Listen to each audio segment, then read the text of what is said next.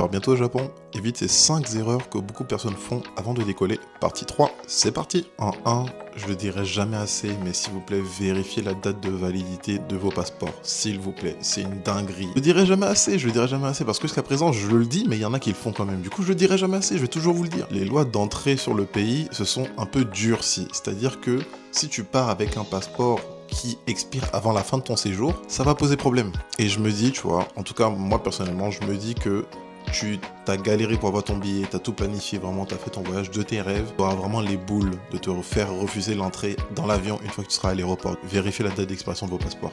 Merci. En 2, on aura privilégié la meilleure connexion possible. Arrêtez d'utiliser Airalo, Ubifly, etc., etc. Ils sont pas du tout performants et en plus, certains te bloquent certaines applications comme TikTok, YouTube ou encore tes applications bancaires françaises. Moi, personnellement, je vous conseille d'opter pour une solution toute simple qui sont les eSIM de chez Plan Japon. Et avec le code promo Yanson5, tu as 5% de réduction sur les prix déjà bradés des eSIM Plan Japon.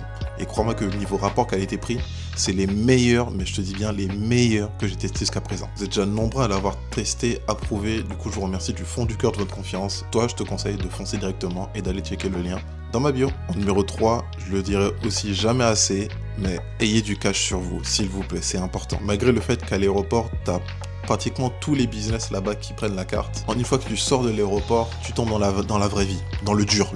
Du coup, pour parer à toute éventualité, je te conseille dès ton arrivée de te diriger vers les combini du type 7-Eleven, Lawson ou Family Mart et de retirer une petite somme en cash. On parle de 20-30 000 yens. Une fois que tu auras retiré 20-30 000, crois-moi que tu seras tranquille pendant un bon moment. Et déjà, ça te fait un bon package pour commencer dès ton arrivée au Japon. Numéro 4.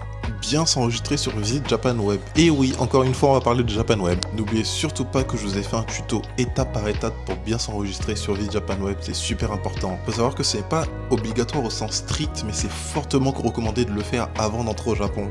Crois-moi que ça te fera gagner du temps énormément quand tu passeras à la douane et franchement, autant le faire en avance, comme ça tu es tranquille pour la suite. Encore une fois, je t'ai fait un tuto étape par étape sur comment remplir ton document Visit Japan Web en ligne. N'hésite pas à aller le checker et surtout fais attention quand tu remplis. Et en 5, je te dirais tout simplement à ton arrivée, ne privilège pas les taxis. Ça va te revenir beaucoup trop cher et tu pars déjà perdant dès ton arrivée au Japon.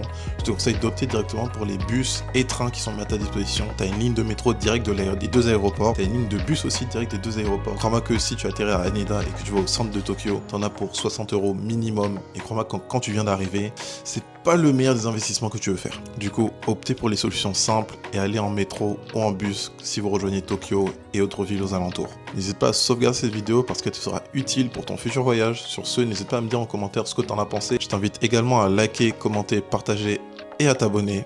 Et on se retrouve très